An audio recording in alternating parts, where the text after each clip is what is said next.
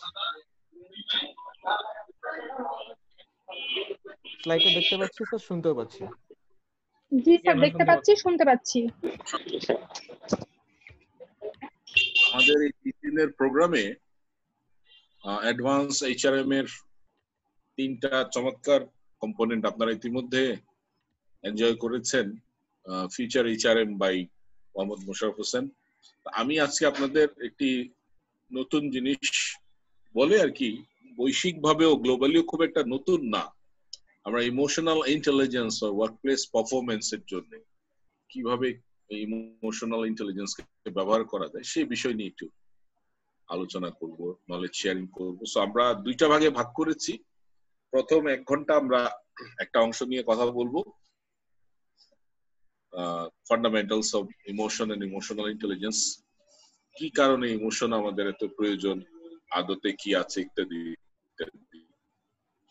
আর দ্বিতীয় অংশে আমরা যাব যেটাকে আমরা কিভাবে অ্যাপ্লিকেশনে নিতে পারি এবং কি টুল থাকলে আপনারা এখানে যারা ম্যানেজারিয়াল লিডার আছেন, উড বি লিডার আছেন, তারা এমন কোন টুল আপনারা আজকের আলোচনা থেকে নিতে পারেন কিনা যে টুলটা আপনারা ব্যবহার করতে পারবেন আপনাদের কর্মক্ষেত্রে, পেশাগত জায়গায়, যেখানে এই টুলটা ব্যবহার করে আপনাদের ওয়ার্কপ্লেস পারফরমেন্সটা বৃদ্ধি করতে পারবেন।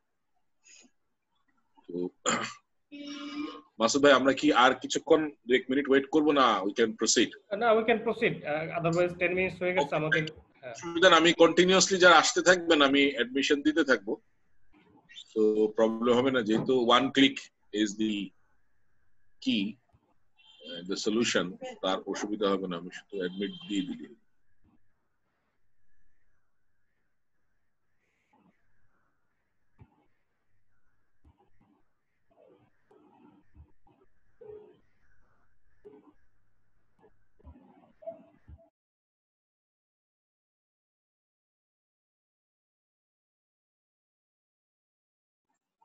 ওকে, সো আলোচনার শুরুতে যেটা হয় সাধারণত রিসোর্স পারসন সম্পর্কে একটু সবাই জানতে টানতে চায় যে উনি কে বা কিছু, to give you the credential অথবা line of confidence and credibility.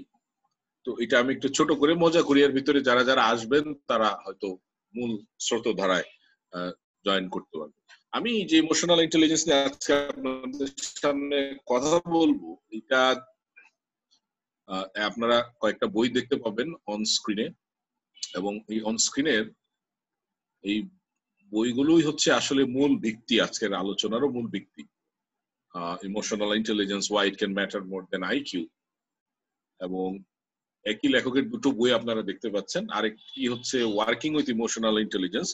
2টো বই লিখেছেন আপনার আমেরিকান একজন বিখ্যাত সাইকোলজিস্ট ড্যানিয়েল গোলম্যান ওনার নাম, এবং পরে আরো অনেকেই এটা নিয়ে কাজ করেছেন। আপনার আরেকটা বই দেখতে পাচ্ছেন emotional intelligence 2.0, Travis Bradberry and Jo Greaves নামে ওনারা দুজনে মিলে এটা বইটা লিখেছেন। তো আমি যেখানে ইমোশনাল ইন্টেলিজেন্স নিয়ে কথা বলি সবাই একটু বলতে চাই যে এটার বাংলা কোনো ভার্সন আছে কিনা, কারণ এই 3টা বই বেশ কমপ্লেক্স। কারণ ইমোশন ইটসেলফ, মানুষ তো আল্লাহ সৃষ্টি সেরা জীব। সমস্যা হচ্ছে আমাদের যে ওয়ার্কিং মেশিনটা আসলে এত সহজ না। আমরা একটা ছোট্ট রোবট করতে গেলেও কত রকমের কিছু আমাদের করতে হয়।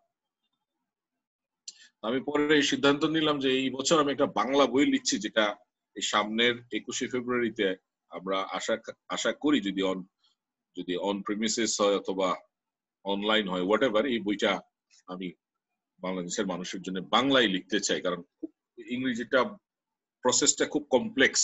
আমি আসলে প্যাশন নিয়ে পড়তে পড়তে জিনিসটাকে আত্মস্থ করেছি, আমার খুব আনন্দের সাথে এটাকে আত্মস্থ করেছি, এবং গত 15 বছর ধরে এটা প্র্যাকটিস করছি। ইতিমধ্যে আমার একটি বই আছে প্রেজেন্টেশন স্কিলের উপরে, এটা রকমারি.com এ পাওয়া যায়, the art and science of presentation skills. আমি ওই ইমোশনাল ইন্টেলিজেন্স নিয়ে গত 15 বছর আগে আইসিএমএবি একটা প্রতিষ্ঠান, আমি জানি না আইসিএমএবি কেউ যদি এখানে থাকেন, ওনারা প্রায় হাই প্রোফাইল, ওনাদের যারা মেম্বার আছেন তারা অনেক সময় বিভিন্ন রকমের সফট স্কিলস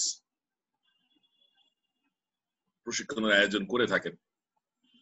তো ওনাদের জন্য একটা প্রথম প্রোগ্রাম করেছিলাম leadership excellence with emotional intelligence, and then তারপরে প্রায় এক দেশের উপর more than 100 and 150 corporate houses emotional intelligence নিয়ে আমার কাছ থেকে নানা রকমের কনসেপ্ট জানার চেষ্টা করেছেন। আপনারা দেখতে পাচ্ছেন এই লিস্টটা। আমি পরে নিজেও এটার উপরে পড়াশোনা করেছি, একেবারে ফ্রি কোর্স, আপনারা চাইলেও এটা করতে পারেন। ellison.com, www.ellison.com। আমি ডিপ্লোমাটা করেছি অবশ্য 20টা মডিউলে করা, প্রায় মোটামুটি 25.5 ঘন্টার মতো সময় লেগেছে এটা করতে। আপনারা চাইলে করতে পারেন যদি এটার প্রতি কোনো আবেগ তৈরি হয়, যেহেতু আবেগের বুদ্ধিমত্তা, যদি চান করতে পারেন। প্রচুর ধৈর্য লাগবে, কিন্তু খুব মজার একটা ডিপ্লোমা। আমি এই বছরই একটি অনলাইন কোর্সও চালু করেছি, ইমোশনাল ইন্টেলিজেন্স, www.thrivingskill.com। এটা একেবারেই অনলাইন ইন্টারেক্টিভ একটা কোর্স। এটা যে কেউ যে কোনো সময় আপনি ইচ্ছা করলে এনরোল করে, ইতিমধ্যে প্রায় 100-র মতো পার্টিসিপেন্ট জয়েন করেছেন, 20-25 জনের মতো গ্রাজুয়েট হয়েছেন। ইআই গ্রাজুয়েট আমরা বলি, ইমোশনাল ইন্টেলিজেন্স গ্রাজুয়েট। আমি যে সংস্থা থেকে আপনাদের সামনে এসেছি, আমি এটাকে আপনাদের সামনে একটু পরিচয় করে দিতে চাই। Society for leadership skills development, যেখানে আসলে কমিউনিটি লিডারশিপ, প্রফেশনাল লিডারশিপ, যে কেউ এখানে তার নেতৃত্ব বিকাশের নানা কাজ ইচ্ছা করলে করতে পারে। এন্ড এই এসএলএসডি, সোসাইটি ফর লিডারশিপ স্কিল, একটা উইং আছে যেখানে আমরা ইমোশনাল ইন্টেলিজেন্স নিয়ে গবেষণা করছি। কিছুদিন আগে আমরা একটা ইন্টারন্যাশনাল ওয়েবিনারও করেছি, এসএলএসডি স্কুল অফ ইমোশনাল ইন্টেলিজেন্স। তো মোটামুটি এই হচ্ছে ইমোশনাল ইন্টেলিজেন্স নিয়ে আমার যাত্রা এবং বিভিন্ন রকমের পদচারণা। আমি দুটো বিশ্ববিদ্যালয়ে নিয়মিত পড়াচ্ছি, প্রায় 150-এর মতো কর্পোরেট হাউসের সঙ্গে সফট স্কিলস নিয়ে কাজ করেছি, এখনো করছি, মাল্টি ন্যাশনাল, লোকাল। এছাড়া কমিউনিটি লিডারশিপ নিয়ে কাজ করছি, federation of Bangladesh human resource FBHRO-তে আছি ডাইরেক্টর হিসেবে। এই বছর আমাদের একটা কনভেনশন হচ্ছে, ওইখানে চেয়ার হিসেবেও নেতৃত্ব দিচ্ছি। আপনার গত ক্লাসে যিনি এসেছিলেন আমাদের ফেডারেশনের প্রেসিডেন্ট, এন্ড ওই ফেডারেশনের ভিতরে আমার 10টি অর্গানাইজেশনের ভিতরে আমার একটি অর্গানাইজেশন মেম্বার হিসেবে আমরা কাজ করে যাচ্ছি। ওকে, আসেন এবার আপনাদের সাথে একটু ইন্টারঅ্যাক্ট করি। ইন্টারঅ্যাক্টটা কিভাবে করব? আপনাদের সামনে একটি প্রশ্ন রাখতে চাই। এমন একজন মানুষের কথা একটু যদি চিন্তা করেন এবং তার সম্পর্কে 3টা ওয়ার্ড, যে ওয়ার্ড দিয়ে আপনি বুঝাতে পারবেন যে আপনি কেন ওনাকে মনে রেখেছেন এখনো। যেমন আমি এখানে উদাহরণে দিয়েছি কেয়ারিং, কাইন্ড, ইন্সপায়ারিং। এটা আপনারা চ্যাট বক্সে ইচ্ছা করলে লিখতে পারেন। But before we start this session, because this is your session, সবাইকে একটু বলবো রিল্যাক্স হয়ে বসে আমার সাথে সাথে একটু ব্রিদিং এক্সারসাইজ করুন। খুব সোজা। নিশ্চয়ই আমাকে দেখতে পাচ্ছেন সবাই, এবং দেখতে পাচ্ছি। আমরা 3 ধাপে ব্রিদিং এক্সারসাইজটুকু করব। জোরে নাক দিয়ে নিঃশ্বাস নিব, মুখ দিয়ে ছাড়বো। আপনারা মিউট করে রাখতে পারেন যেন শব্দটা না হয়। আমিও মিউট করে, আমি আনমিউট করে রাখছি যেন আপনারা বুঝেন যে শব্দটার প্রয়োজনীয়তা আছে। আমি জোরে নাক দিয়ে নিঃশ্বাস নিব, মুখ দিয়ে ছাড়বো। 1, আরো 2 বার করব। 2, 3। যদি সত্যি সত্যি করে থাকেন তাহলে বেটার ফিল করবেন, আর না করে থাকলেও করে দেখতে পারেন। আপনার ব্রেনের নিউরনে একটি নতুন আবেশ, অনুভূতি তৈরি হবে, যার মাধ্যমে আপনি এই কর্মকাণ্ডে আরো সুন্দর পার্টিসিপেট করতে পারবেন। ওকে, সো এখন চাচ্ছি আপনারা চ্যাট বক্সে এমন একজন মানুষ সম্পর্কে আপনি ভাবুন, এমন কোন মানুষের কথা আপনি মনে করতে পারছেন কিনা, 3টা শব্দ দিয়ে তাকে কেন প্রশংসা করতে চান, তার কথা কেন আপনার মনে পড়লো। আমি যেমন চ্যাট বক্সে একজনের কথা মনে করে লিখেছি, উনি ছিলেন কেয়ারিং, কাইন্ড এন্ড ইন্সপায়ারিং। তো আপনার ওই লোকটা সম্পর্কে কোনো নাম দরকার নাই, আপনি শুধু কেন ওনাকে মনে রাখছেন বা ওনার নামটা কেন আপনার মাথায় আসলো। আমি 1 মিনিট সময় দিচ্ছি, একটু যদি চ্যাট বক্সে লিখেন আর কি। সময় শুরু হলো এখনই। লিখতে থাকেন চ্যাট বক্সে কি 3টা কারণ আপনি এই মানুষটাকে এখন মনে করতে চান, কি কারণে। আমি যেমন চ্যাট বক্সে লিখেছি, একটা উদাহরণ এখানে দেয়া আছে, কেয়ারিং, kind, inspiring. Good. এই যে একজন দিয়েছেন Mithila founder, thank you very much. উনি লিখেছেন good, mentor, intellectual. Thank you very much. Samia Akter, thank you. উনি বলেছেন শুধু ইন্সপায়ারিং, কিন্তু আরো দুটো শব্দ লাগবে। আরো 30 সেকেন্ডস আছে, আপনারা ইচ্ছা করলে লিখতে পারেন। আরেকজন হাসিবুর রহমান সাহেব লিখেছেন honest, caring, leadership. That's good, that's good.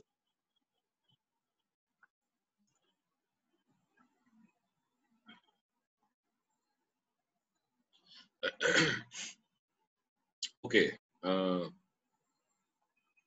একজন নাম দিয়েছেন, নাম দরকার নেই, উনি মাদার তেরেসার কথা বলেছেন, কাইন্ড, ইন্সপায়ারিং, অনেস্ট। ওকে, আরেকজন সাকিব বিন বলছেন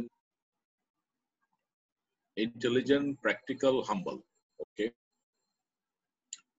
হাসান আলী লিখেছেন ট্যালেন্ট, হেল্পফুল, সৌন্দর্য, দয়া, ভদ্রতা। মোহাম্মদ মুত্তাসির আনোয়ার ভাই লিখেছেন, শেখ মোহাম্মদ ফয়সাল লিখেছেন লিডারশিপ, ক্যারিজমেটিক, ইন্সপায়ারিং। মোহাম্মদ সাইজুল ইসলাম লিখেছেন কাইন্ড, ইন্সপায়ারিং। পুলক ভাই লিখেছেন অনেস্ট, ইন্সপায়ারিং, পাংচুয়াল। আমি একটা নাম দেখতে পাচ্ছি না, WP1WP লিখেছেন কম্পিটেন্সি, কম্পিটেন্সি আছে। ওকে, গুড। হার্ড ওয়ার্কিং, লিখতে থাকেন, লিখতে থাকেন। আমরা অন্যরাও এটা দেখতে পারবো চ্যাট বক্সে, আমরাও একটু মিলানোর চেষ্টা করবো। হয়তো মনে করবেন যে এই শব্দটা তো মিস করেছিলাম।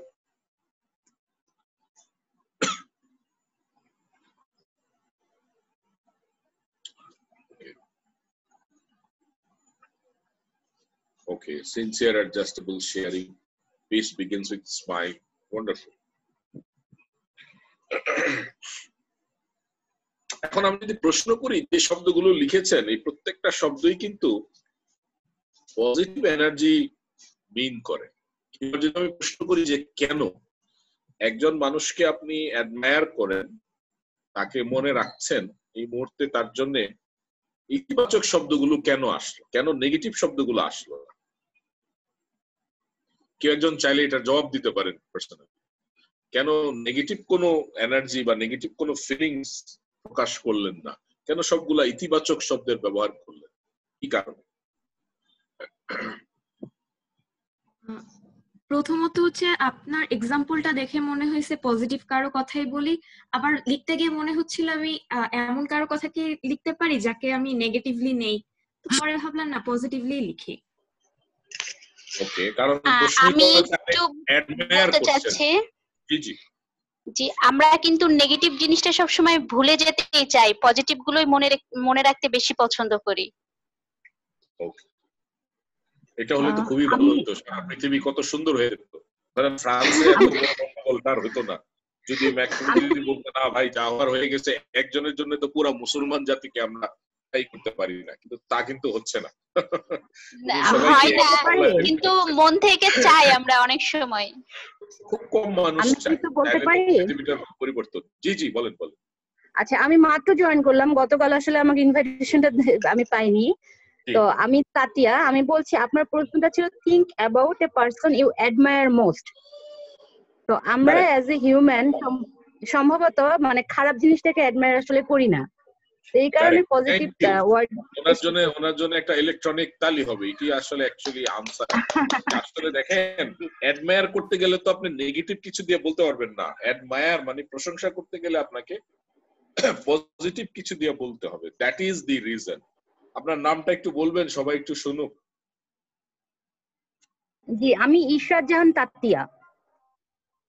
ওকে, কোন অর্গানাইজেশনে আছেন আপনি? আমার ছোট একটা অর্গানাইজেশন আছে, তাতি আর তাত। Okay, thank you very much Ishrat, আপনার জন্য শুভকামনা। সবাই আপনাকে আশা করছি ইলেকট্রনিক ক্ল্যাপ দিয়ে, ইলেকট্রনিক গুড সাইন দিয়ে, ভাইব দিয়ে আপনাকে স্বাগত জানাই। জি, ধন্যবাদ। Wonderful, thank you very much. জি, আমি সামনে এগোচ্ছি আপনাদের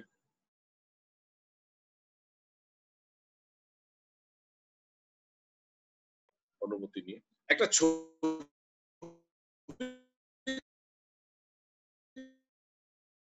দেখতে পাচ্ছেন, এই ছবিতে কি দেখতে পাচ্ছেন? ইংরেজি মহিলা, ওহ একেবারেই, এটা যদি আপনি একটু ইনবক্সে লিখতেন।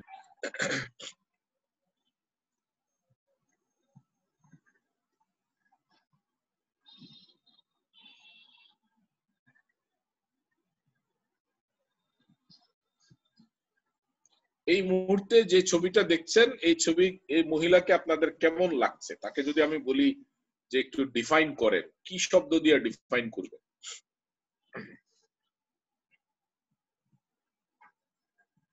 Aggressive, weird, stupid, right.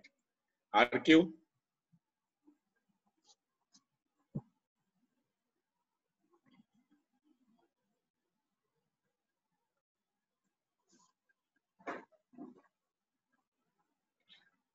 আর কারোর রেসপন্স দেখছি না, আপনারা যদি একটু রেসপন্স করতেন যে এখানে উগ্র, উগ্র, রাগী, বদমেজাজি, আক্রমণাত্মক, aggressive, thank you, revenge, angry, power, aggressive, true true true, লিখতে থাকেন, defending herself from villain mode, okay, wonderful wonderful, জি লিখতে থাকেন সবাই, এক্সেলেন্ট এক্সেলেন্ট।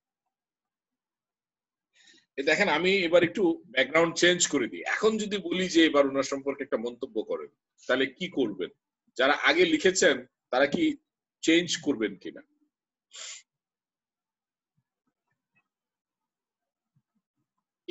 এবার কিভাবে ওনাকে ডিসক্রাইব করবেন?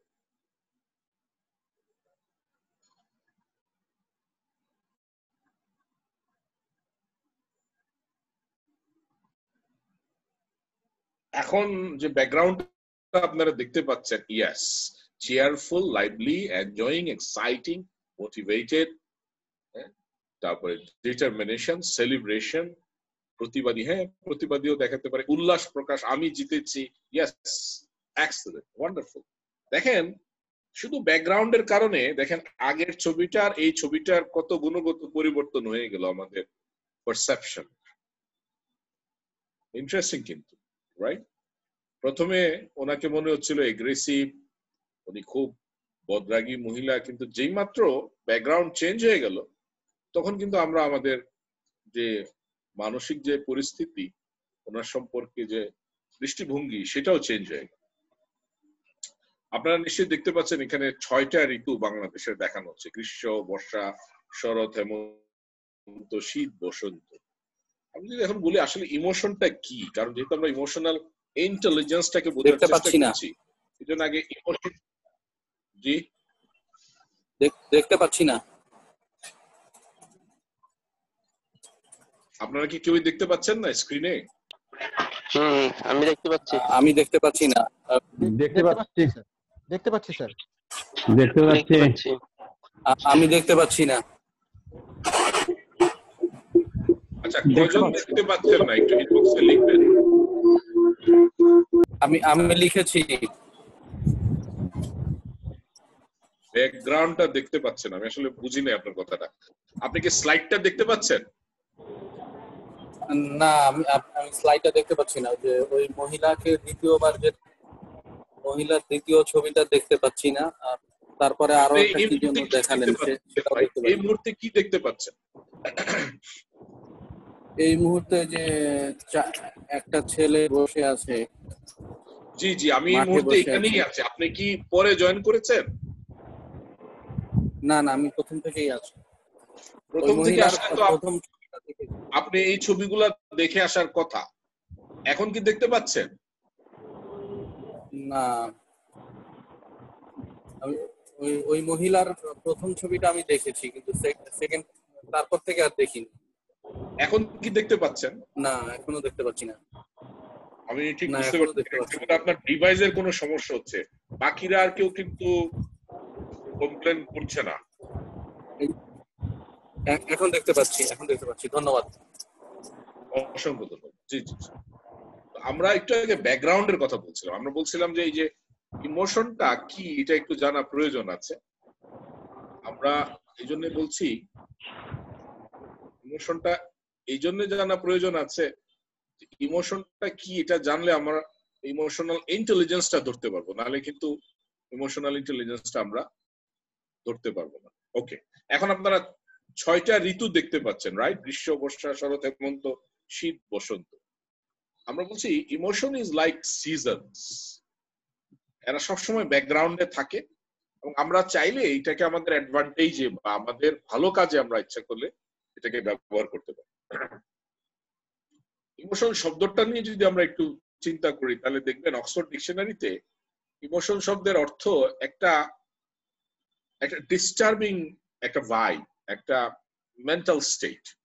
এটা খুব একটা মুভিং, মানে শব্দগতভাবে ইমোশনের মানে হচ্ছে মুভ আউট, মানে কন্টিনিউয়াস মুভমেন্টে থাকাটাই এই শব্দটার কিন্তু ভূতপতিগতভাবে শব্দের মানেও তাই। আর আমরা ইমোশনকে ই আর এম দিয়ে এটাকে ভাগ করেছি, যেমন ই কে বলছি এনার্জি, আর পরের পার্টটাকে আমরা বলছি এনার্জি ইন মোশন, এটাকে আমরা বলছি আপনার ইমোশন। ওকে, পুলক লিখেছেন emotion means feeling like positive negative, it comes out of feelings, কিন্তু কোত্থেকে আসে এগুলো আমরা আস্তে আস্তে একটু আবিষ্কার করবো।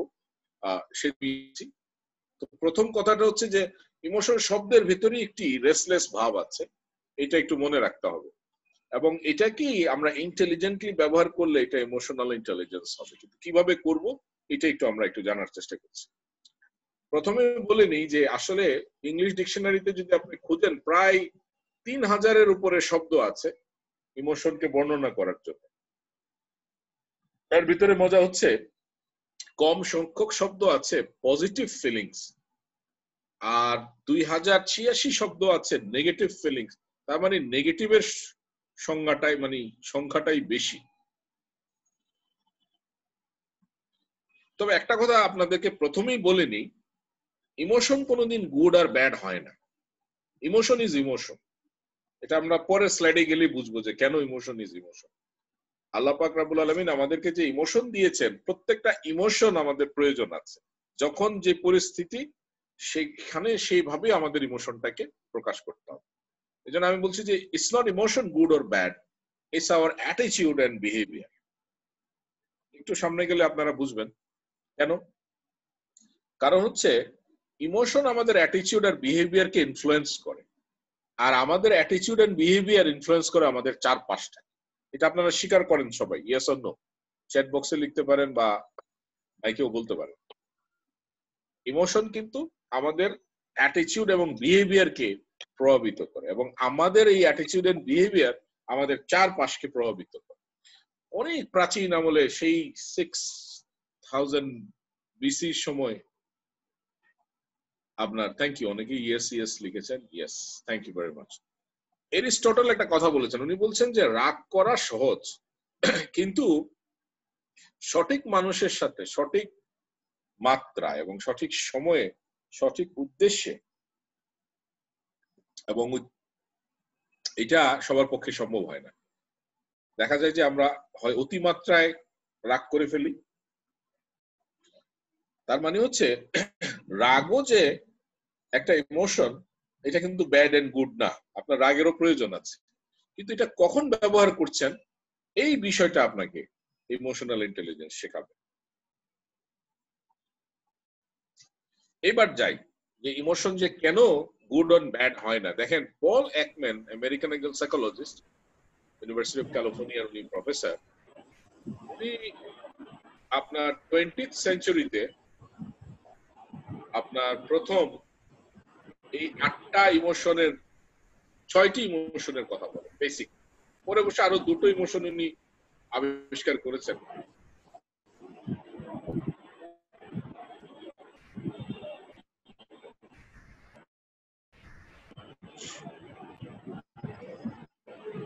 এই 6টা ইমোশনকে যদি আপনারা দেখেন তাহলে দেখবেন যে anger, scare, disgust, happy, sad, surprise, এই 6টা হচ্ছে বেসিক ইমোশন। পরে আরো 2টো আবিষ্কার করেছেন, কিন্তু দেখা গেছে এই 2টা কোনো না কোনো ভাবে 6টার সাথে কোনো না কোনো জায়গায় সংশ্লিষ্ট। এবার ধরেন প্রত্যেকটা ইমোশনই আমাদের জীবনের দরকার আছে।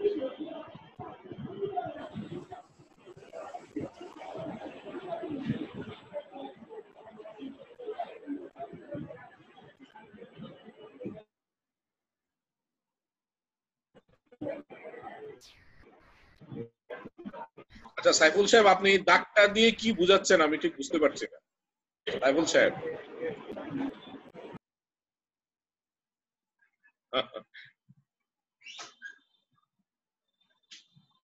সাইফুল সাহেব এটা একটু আন্ডু করে দেন, এটা দেখতে খারাপ লাগছে। আপনি এমনি যখন হ্যান্ড আউট পাবেন তখন এটা নিয়ে পড়াশোনা করতে পারবেন, এখন এখানে কোনো মার্ক করলে অন্যান্যদের একটু ডিস্টার্বিং লাগবে জিনিসটা।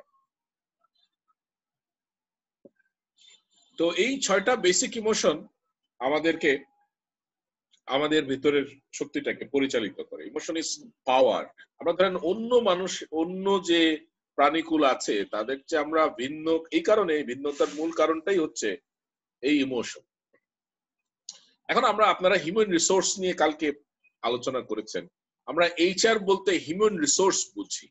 আর কোনো কিছু কি আপনাদের মাথায় আর কোনো শব্দ কি আসে? অন্য কোনো শব্দ এইচআর বলতে আর কোনো কিছু কি আপনার মাথায় আসে কিনা? একটা তো খুব ইউনিভার্সালি ট্রুথ যে হিউম্যান রিসোর্স, কিন্তু আর কি হতে পারে? এইচআর দিয়ে আর কি মিন করা যেতে পারে? দেখি একজন লিখেছেন হিউম্যান ক্যাপিটাল, ধন্যবাদ। কিন্তু এইচআর, এই আরটাকে কিভাবে দেওয়া যেতে পারে? Human resource actually human capital. Thank you Alamgir Morshed সাহেব, অসংখ্য ধন্যবাদ। হিউম্যান নাম্বারকে যখন আমরা অ্যাসেটে রূপান্তরিত করব, then it becomes human capital. You are very correct. Human rights, human rights, okay. Human rights দিলে আবার কনফ্লিক্টিং হতে পারে। ধরেন একটা এইচআর কনটেক্সটে যখন আপনি বলছেন হিউম্যান রাইটস, এই আর কে দিয়ে, তখন সবাই যার যার রাইটস আর প্রিভিলেজটা করছে। আমরা এমন কোন একটা নিউট্রাল জিনিস করতে পারি না যেটাতে সবার একটা ইকুয়েশন অফ পার্টিসিপেশন থাকে, এরকম কিছু করা যায়। যিনি হিউম্যান রাইটস বলেছেন হিউম্যান ইন্সপিরেশন না, তাহলে আর তো শব্দটা রেজিস্ট্যান্ট হলে নেগেটিভ, রেজিস্ট্যান্ট হলে নেগেটিভ হয়ে যাবে। জি জি, রি-ইন্সপাইরেশন, রি-ইন্সপাইরেশন, রি-ইন্সপিরেশন। সাইফুল সাহেব আপনি একটু কাইন্ডলি মার্ক করবেন না প্লিজ? সাইফুল সাহেব, অন্যদের একটু ডিস্টার্ব হবে ভাইয়া, আপনি এই মার্কটুকু করবেন না প্লিজ। হিউম্যান না না, আমি রিটেইনমেন্ট, ওকে ওকে। How about human relationship? Because at the end of the day, you cannot work alone. Nobody can work alone. প্রত্যেকে yes, human relation. মাহবুব ফেরদৌস সাহেব, সবাই একটু ওনার জন্য তালি দিবেন। Excellent, wonderful. উনি রিলেশন লিখেছেন, আমি বলছি রিলেশনশিপ। এক্স্যাক্টলি একই কথা হলো। অসংখ্য ধন্যবাদ মাহবুব ভাই। হিউম্যান রিলেশনশিপ, আমি জানি না গতকালকে মোশাররফ ভাই আপনাদেরকে এই মডেলটা দেখিয়েছেন কিনা, যেটাকে আমরা বলছি ডেভ ওলরিচের মডেল, এইচআর রোলস। অর্থাৎ এইচআর আসলে কি কি কাজ করে আপনারা যদি দেখেন, এইচআর 4টি কোয়াড্রেন্টে কাজ করে। যেমন ফিউচার স্ট্র্যাটেজির ক্ষেত্রে strategic partner, change agent, day to day অপারেশনের জন্য অ্যাডমিনিস্ট্রেটিভ এক্সপার্ট, এমপ্লয়ি চ্যাম্পিয়ন, এবং দুটো জিনিসকে মাথায় রেখে কাজ করে people end process.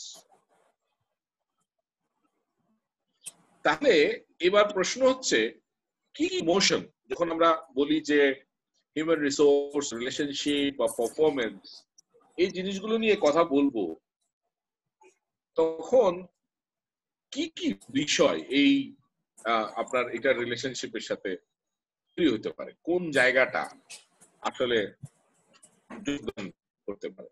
For example performance, কারণ at the end of the day আপনার পারফরমেন্স কেমন সেটা আপনার বসরা দেখবে। আপনার ওয়ার্ক প্লেস পারফরমেন্সে আপনিও যদি বস হন, আপনিও সেটা দেখবেন, আপনার যে চারপাশে টিম মেম্বার আছে তারাও কিন্তু সেটাই দেখবে। টিমোথি গ্যালওয়ে নামের ভদ্রলোক, উনি একটা চমৎকার বই লিখেছেন, একটা ইকুয়েশনও বানিয়েছেন। উনি বলছে পারফরমেন্স সমান সমান হচ্ছে পটেনশিয়াল, অর্থাৎ আপনি কতটা পটেনশিয়াল, কতটা আপনি সুপ্ত প্রতিভার অধিকারী, সেটাকে মাইনাস করে দিয়েছে ইন্টারফিয়ারেন্স, অর্থাৎ এই যে বিভিন্ন রকমের যে বাধাগুলো এই পটেনশিয়ালকে বাধাগ্রস্ত করছে। ফর এক্সাম্পল, আপনি চাচ্ছেন কোন একটা নতুন আইডিয়া কর্মক্ষেত্রে পরিচয় করিয়ে দিন। কি ঘটবে যখন আপনি নতুন কোনো আইডিয়া নিয়ে কোন একটা জায়গায় কিছু দিতে যাবেন? কি হতে পারে, ইন্টারফারেন্স কি হতে পারে, কেউ বলতে পারবেন? আপনি পটেনশিয়ালি একটা আইডিয়া প্রেজেন্ট করতে চান, কিন্তু কর্মক্ষেত্রে একটা ইন্টারফারেন্স আসতে পারে, এটাকে মাইনাস না করলে আপনি এটা প্রতিষ্ঠিত করতে পারবেন। এরকম কোন একটা আমি যদি প্ল্যান দেই তাহলে এটা সিনিয়র মূল্যায়ন না করা। Correct, thank you. ইয়েস, পাত্তাই দিল না, বললো যে কি নিয়ে আসছেন আইডিয়াটা। You are very correct. আর কি হতে পারে? ধরেন আমি 3টা ইন্টারফারেন্স বলছি, lack of, absence of, because of. এই শূন্যস্থানগুলো কিছু পূরণ করা যায় কিনা, যে এটার অভাবে আমি পারছি না, এটার অনুপস্থিতির কারণে এটা হচ্ছে না, অথবা কোনো একটা কারণে হচ্ছে না, এরকম কি কি শব্দ এখানে আপনি সংযোজিত করতে পারেন? ল্যাক অফ কি হতে পারে? কি ল্যাক অফ কিসের অভাবে হতে পারে? Lack of what? Lack of lack of time. Yes, এটা ইন্টারফারেন্স হতে পারে। I agree. আর কি হতে পারে? ইনবক্সে লিখতে পারেন যারা লিখতে চান। বা ল্যাক অফ ক্যাপিটাল বলেছেন একজন। জি জি, আপনি কি বলছিলেন? Lack of unity. যার যে প্রস্তাবটা করছে সে তার হয়তো ইমেজ ভালো না, এজন্য তার কথাকে পাত্তা দেওয়া হচ্ছে না। আরেকজন লিখেছেন lack of, yes you are very correct, lack of logistic support. আর অ্যাবসেন্স অফ দিয়ে কি? Lack of finance, capacity, related knowledge. এরকম দেখেন কত রকমের ইন্টারফিয়ারেন্স এখানে ইচ্ছা করলে আপনি বসাতে পারেন। বিষয়টা কি? যে পারফরমেন্স আর পটেনশিয়াল পি সমান সমান পি, কিন্তু এই পিটা মাইনাস হয়ে যায় শুধুমাত্র কর্মক্ষেত্রে এই ইন্টারফিয়ারেন্স গুলোর জন্য। তো ওই গ্যালোয়ে বলছে যে এই ইন্টারফিয়ারেন্সটা যত কমানো যায়, উনি বলেছেন যে এটাকে পুরোপুরি বাদ দিতে পারবেন না আপনি, এটাকে মিনিমাইজ করা যাবে, এটাকে একদম শূন্যে আনা যাবে না। যেমন ক্রাইমকে আপনি শূন্যতে আনতে পারবেন না, ক্রাইমে একটা টলারেবল পার্সেন্টেজ বা সংখ্যায় আপনি আনতে পারবেন, কিন্তু কোনোভাবে এটাকে জিরোতে নিতে পারবেন না। উনি এটার কথাই বলছেন যে এটা যদি হয় তখন কিন্তু দেখবেন যে কাজের গতি, পারফরমেন্স অটোমেটিক বেড়ে যাচ্ছে।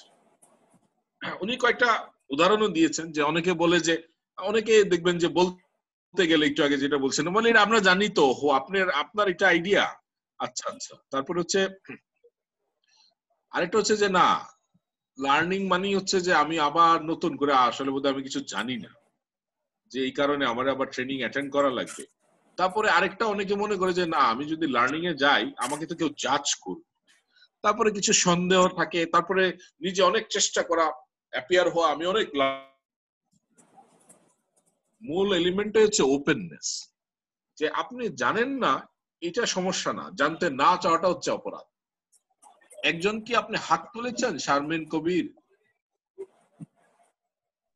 না সরি, এটা ভুলে চলে গিয়েছিল। জি, থ্যাংক ইউ। সো আমরা এই পারফরমেন্সটাকে যদি ব্যালেন্স করতে চাই, তো দেখা গেছে উনি বলছেন যে পারফরমেন্স তখনই আপনার আপ টু দ্য স্ট্যান্ডার্ড হবে যখন আপনি আপনার লব্ধ অভিজ্ঞতা, এক্সপেরিয়েন্স এন্ড লার্নিং কে এটার সাথে যোগ করতে পারেন। তাহলে আপনার একটা ত্রিমাত্রিক বা মানে ট্রাই শেপ বা 3 ডাইমেনশনাল আপনি পারফরমেন্স উপহার দিতে পারবেন। যদি এখান থেকে কোনো একটাকে বাদ দেন, এক্সপেরিয়েন্সকে সরিয়ে দেন, তাহলে পারফরমেন্স 3 ডাইমেনশনাল হবে না। লার্নিং কে সরিয়ে দেন, তাও আবার আপনি হোঁচট খাবেন। এখন আমরা যদি ইমোশনাল ইন্টেলিজেন্স নিয়ে কথা বলছি, আপনাদেরকে এক ঝলক দেখাতে চাই যে ইমোশনাল ইন্টেলিজেন্স এমন কোনো জায়গা নেই যেখানে ইমোশনাল ইন্টেলিজেন্স আপনি ব্যবহার করতে পারবেন না। আপনি যদি চান leadership, communication, sales, motivation, conflict management, coaching, empathy, বলে এমন কোন উইন্ডোজ নাই যেখানে আসলে ইমোশনাল ইন্টেলিজেন্সকে ব্যবহার করা যাবে। কেন বলেন তো?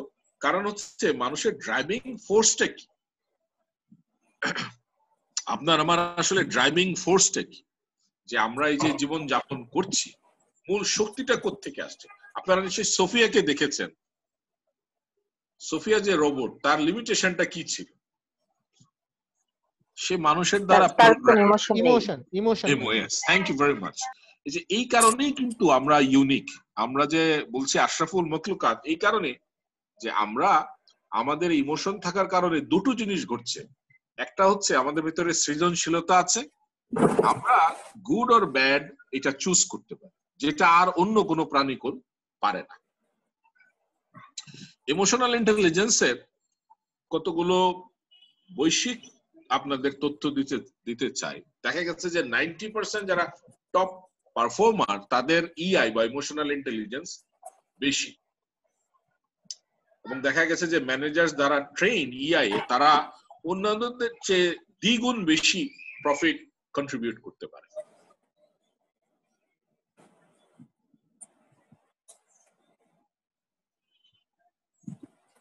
And 71% এমপ্লয়াররা বলছে যে তারা আইকিউর চেয়ে ইআই মানে ইমোশনাল ইন্টেলিজেন্সকে প্রাধান্য দিচ্ছে।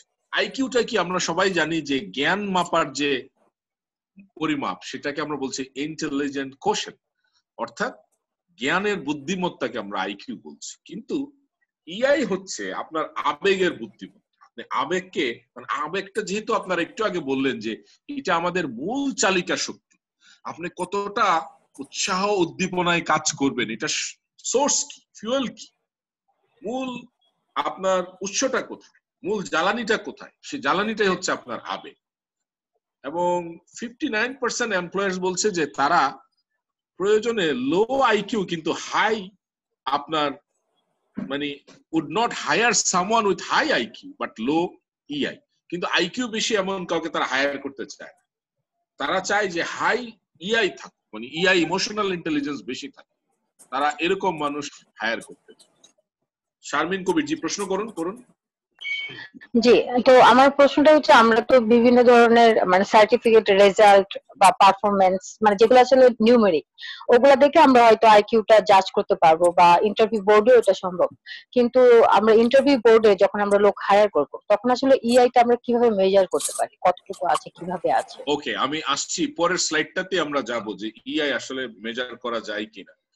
এখানে কিছু এক্সিকিউটিভ ডেটা আছে, আমরা এক্সিকিউটিভ সাকসেস বলছি যে 60% executives are more likely to derail যদি ইআই না থাকে। 32% বলছে যে more effective in at building relationship যদি ইআই হাই থাকে।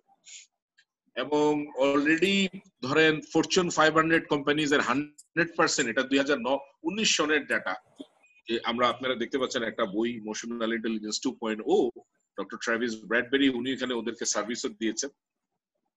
এবং অনেকেই গবেষণা করে দেখিয়েছেন যাদেরকে আপনারা দেখতে পাচ্ছেন এরা রিনাউন্ড সিইও, যাকে আমরা বলি চিফ এক্সিকিউটিভ অফিসার, কিন্তু যিনি গবেষণা করেছেন উনি বলছেন যে এদের ভিতরে সবচেয়ে বেশি প্রিডমিনেটিং ক্যারেক্টারিস্টিক্স পাওয়া গেছে সেটা হচ্ছে ইমোশনাল ইন্টেলিজেন্স। এই জন্য উনি মজা করে বলছেন যে ওনারা আসলে চিফ এক্সিকিউটিভ অফিসার না, ওনারা চিফ ইমোশনস অফিসার। ওনারা ইমোশনকে প্রাধান্য দিয়ে এবং এটা কি স্ট্র্যাটেজি হিসেবে ব্যবহার করে সফলতা অর্জন করেছে। একটু আগে একজন যিনি প্রশ্ন করছিলেন যে কিভাবে মেজার করা যাবে ইমোশনাল ইন্টেলিজেন্স, অনেক রকমের টেস্ট টুল আছে। আপনারা দেখতে পাচ্ছেন এবিলিটি বেসড, ট্রেট বেসড, তারপরে মিক্সড মডেল। কিন্তু সমস্যা হচ্ছে এই টেস্টগুলো 100% জেনুইন না। ইমোশনাল ইন্টেলিজেন্স একেবারে অন দা জব পারফরমেন্সের একটা বিষয়, কারণ কোন কনটেক্সটে মানুষ কিরকম বিহেভ করে এটা আসলে আপনার ওই মানুষটা ওই কনটেক্সটে না পড়লে তার এই পারফরমেন্স বোঝা যায় না। ধরেন এখানে কোন একটা টুল কোয়েশ্চেনিয়ার দেওয়া হলো, ওই কোয়েশ্চেন উত্তর দেওয়ার সময় যদি কেউ আপনার ভনিতা করে অথবা মিথ্যা বলে অথবা বানিয়ে বলে অথবা ওই সময় তার মুডটা ঠিক ছিল না, তাহলে কিন্তু আপনি সঠিক উত্তর পাবেন না। কিন্তু আইকিউ সুবিধা হচ্ছে টার্কির রাজধানী ইস্তাম্বুল, আপনি টার্কির রাজধানী ইস্তাম্বুলই লিখতে হবে, এখানে অন্য কিছু লিখলে নাম্বার কাটা যাবে। একটু আগে যিনি আমাকে প্রশ্ন করছিলেন যে আইকিউটা তো আমি পরিমাপ করতে পারছি, তাহলে ইআইটা কিভাবে পরিমাপ করতে? কিছু কেস বেস সিনারিও দেওয়া যেতে পারে, কেস স্টাডি দেওয়া যেতে পারে যে এইটা হলে আপনি কি কি করবেন ওই মুহূর্তে। হয়তো ওই রেসপন্স গুলোকে আপনি আপাতত একটি দিকে যেতে পারেন যে এই মুহূর্তে, যেমন কাস্টমার সার্ভিসের ক্ষেত্রে তাকে প্রশ্ন করা যেতে পারে একজন কাস্টমার খুব রেগে গিয়ে আপনাকে আহত করলো বা অ্যাটাক করলো, আপনি কি করবেন?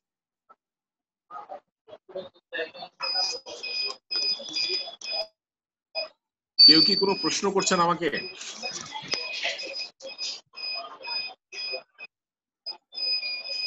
শোনা যাচ্ছে না।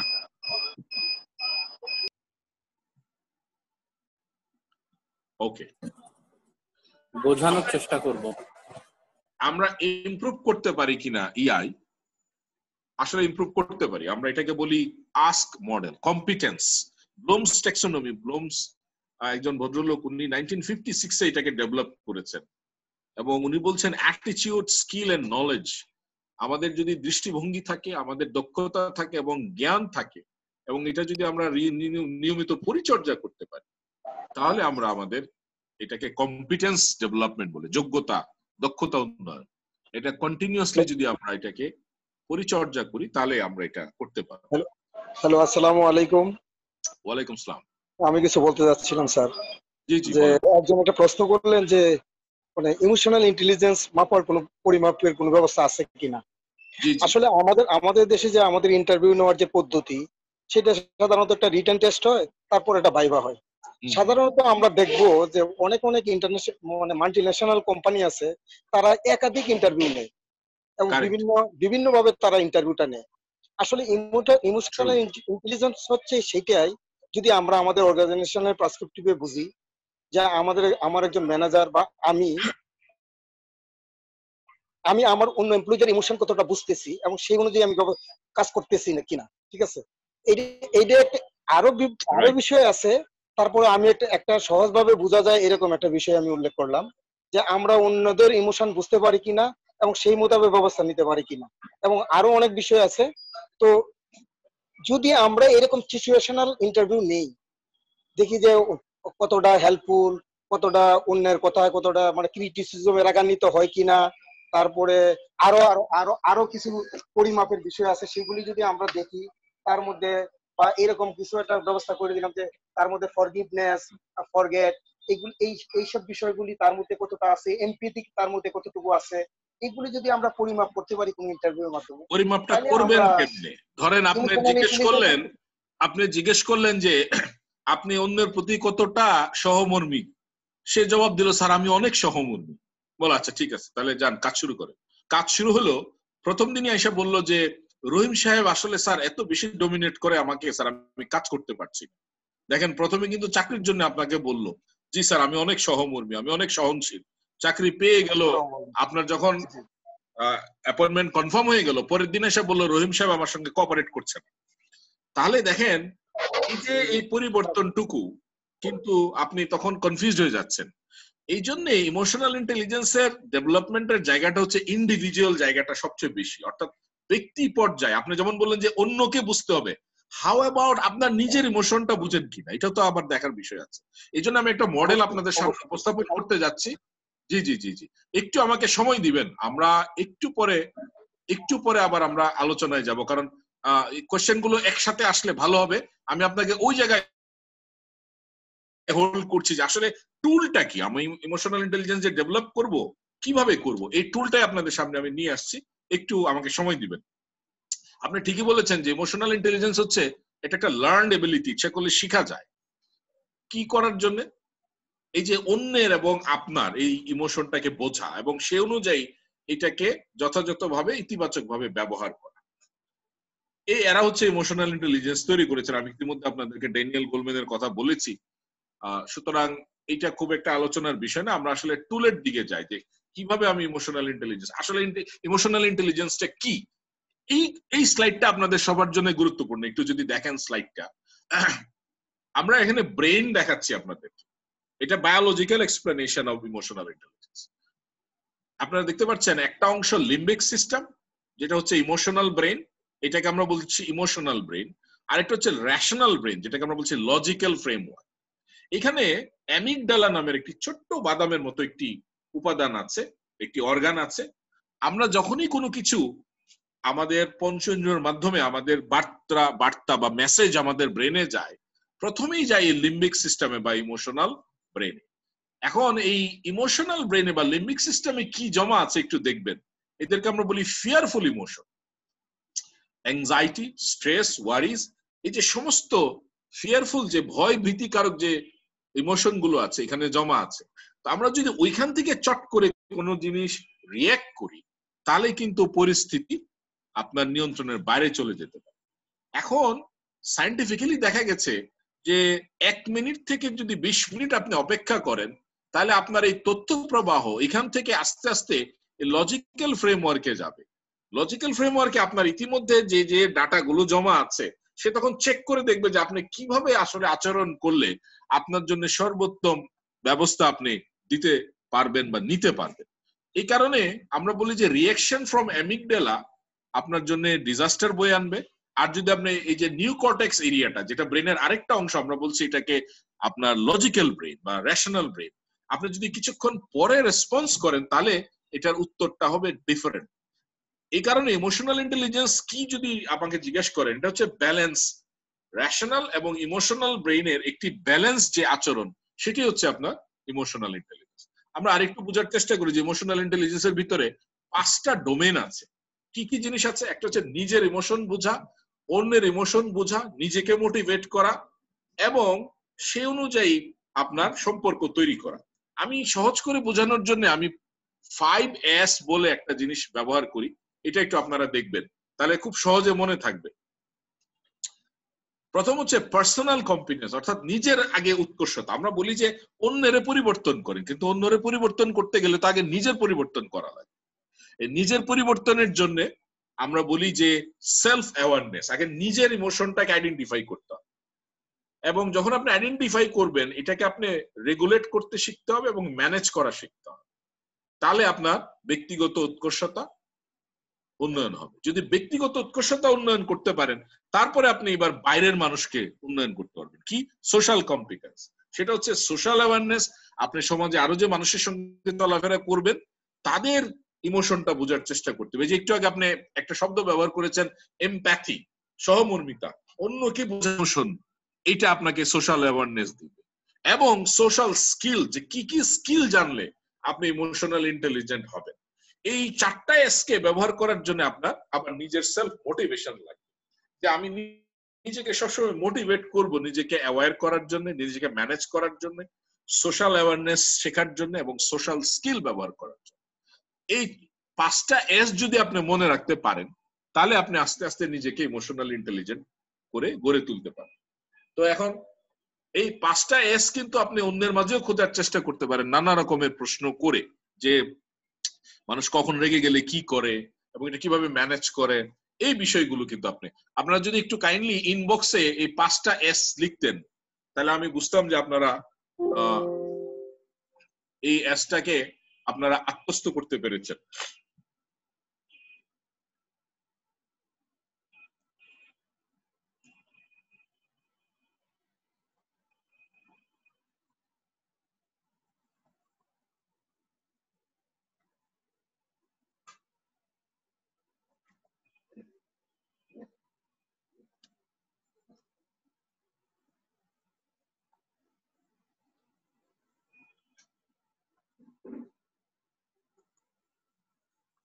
ওকে, আপনারা যদি একটু ইনবক্সে 5টা এস এর কথা লিখতেন, এস দিয়ে সেলফ অ্যাওয়ারনেস, এস দিয়ে সেলফ ম্যানেজমেন্ট, এস দিয়ে সেলফ মোটিভেশন, এস দিয়ে সোশ্যাল অ্যাওয়ারনেস, এস দিয়ে সোশ্যাল স্কিলস, তাহলে আমি পরবর্তী স্লাইডে আস্তে আস্তে যাই। সেলফ অ্যাওয়ারনেস কিভাবে গড়ে তোলা যেতে পারে? প্রথম একটা হচ্ছে যে আপনি নিজের ফিলিংসটা, এই মুহূর্তে কে কি ফিল করছেন, যদি একটু ইনবক্সে লিখেন যে আমি এরকম ফিল করছি, এটার কারণটা কি হতে পারে, আপনি কেমন ফিল করছেন, এটার ভেতর দিয়েও কিন্তু আপনার নিজের অ্যাওয়ারনেসটা বের করে তুলতে পারেন। সেলফ কন্ট্রোল, ওকে।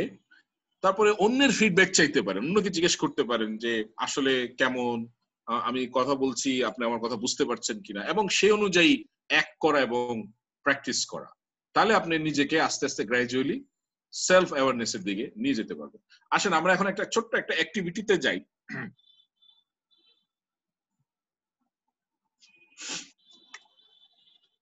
আমি 5টা রুম ভেঙে দিচ্ছি, আপনারা প্রত্যেকে এই রুমে জয়েন করবেন। থ্যাংক ইউ, অনেকে লিখেছেন self awareness, self management, self motivation, self social skills. Thank you very much. যারা যারা লিখেছেন তারা একটু রিভিশন করে ফেললেন মডেলটা।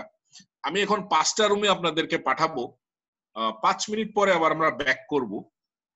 ওইখানে আপনারা নিজেদের ভিতরে আলোচনা করবেন যে আপনি কখন রেগে যান, রাগলে এই রাগটা কিভাবে আপনি নিয়ন্ত্রণ করার চেষ্টা করেন, এবং উপলব্ধিটা কি হয় রাগ করার পরে।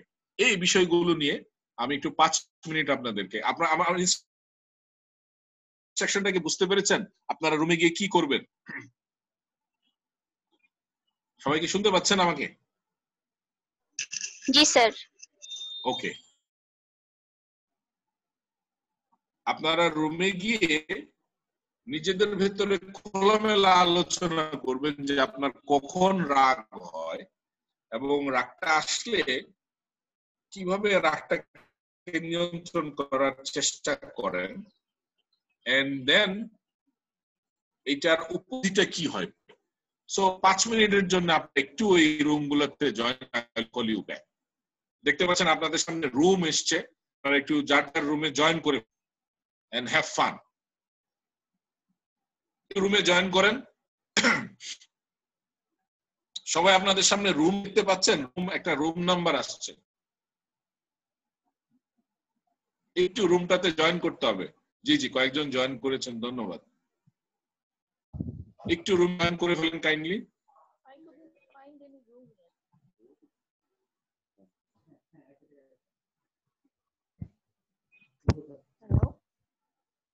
সবার সামনে রুম এসছে, একটু কাইন্ডলি যদি জয়েন করেন।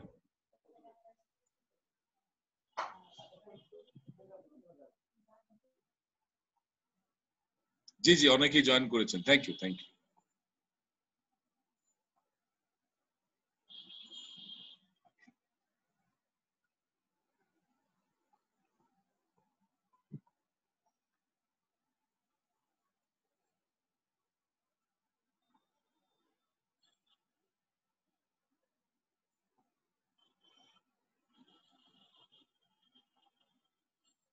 একটু বাকিরা যদি কুইক জয়েন করেন তাহলে আমরা 5টা মিনিট।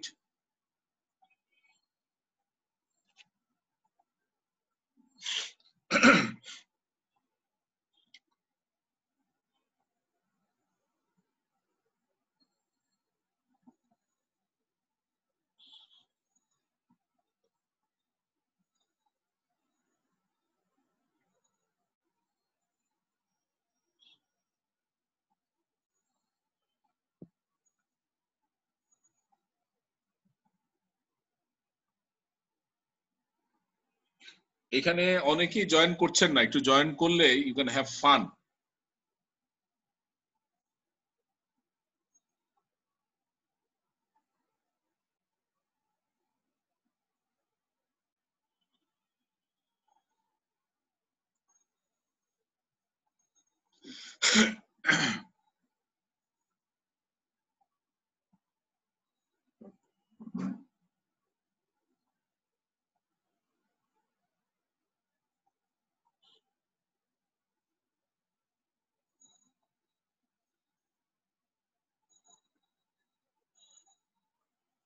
এখানে অনেকে জয়েন করেননি, আপনারা জয়েন করলে কিন্তু লার্নিংটা ভালো হতো।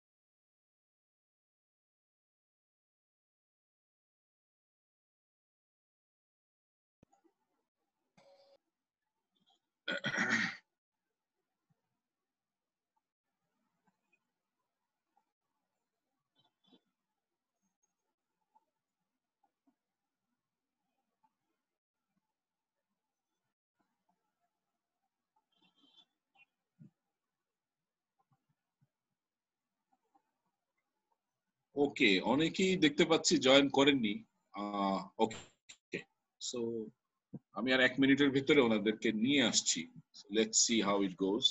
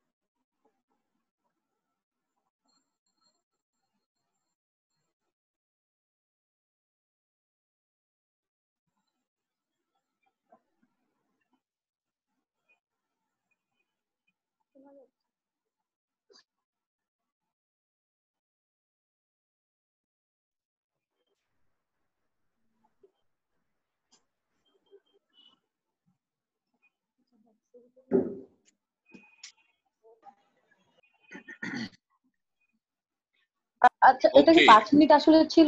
আমরা কিন্তু সবাই মাত্র 2 জন শেয়ার। না, ছিল না, ছিল 1 মিনিটের ছিল মতো ছিল। হ্যাঁ, কারণ আমরা মাত্র 2 জন শেয়ার করেছি। আমাদের 9 জন টিম মেম্বার ছিলাম, আমরা 2 জন শেয়ার। 5 মিনিট পুরোপুরি ছিল না, আমি একটু আগে কল ব্যাক করেছি, কারণ হচ্ছে অনেকে পার্টিসিপেট করছিল না। তারপর আপনারা নতুন আরেকবার যাব, probably how was the experience, একজন প্রত্যেক টিমে একজন করে বলতে পারেন how did it go, then we can take a break after this discussion. আপনারা নিজেরাই আলোচনা করতে আমার যদি রুম 1 ধরে যদি আগাই তাহলে ভালো। আমি রুম 1 ধরে আলোচনা করব। রুম 1 এ দেখতে পাচ্ছি সালে মোহাম্মদ শরীফ ভাই ছিলেন, সরওয়ার জাহান ছিলেন, মাসুদ মিয়া ছিলেন। এখান থেকে যদি আপনারা কেউ একজন একটু শেয়ার করতেন, how did it go, how did you interact. আমি বলতে পারি। জি জি জি প্লিজ। আমরা মোটামুটি 3-4 জন কথা বলেছিলাম। সাইফুল ভাই ছিল, সাদিয়া আপু ছিলেন, তাতিয়া আপু ছিলেন। তো আমরা যেটা বুঝলাম যে যেমন আমি রাগ উঠলে যেটা করি সেটা হচ্ছে যে আমি ডেস্ক ছেড়ে চলে যাই। ডেস্ক ছেড়ে একটু হয়তো ওয়াশরুম কিংবা সেটা করি। তাতিয়া আপু বললেন যে উনি চা পান করেন।